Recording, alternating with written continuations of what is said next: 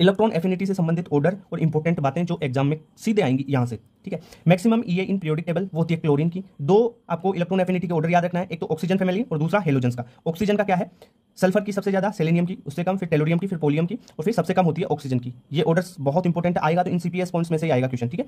सबसे ज्यादा क्वेश्चन आता है ये हेलोजन्स वाला। देखो फ्लोरीन की कम होती है क्लोरीन से, ठीक है, फ्लोरीन की ईए कम होती है क्लोरीन से, बस इतना चेंज कर देना। क्लोरीन फिर फ्लोरीन फिर ब्रोमीन फिर आयोडीन, ठीक है।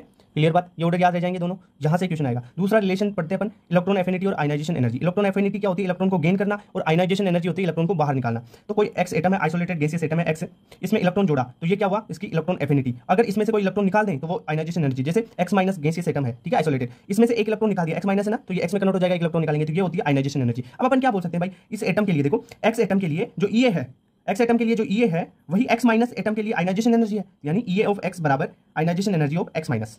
क्लियर बात, ठीक है। Inert gas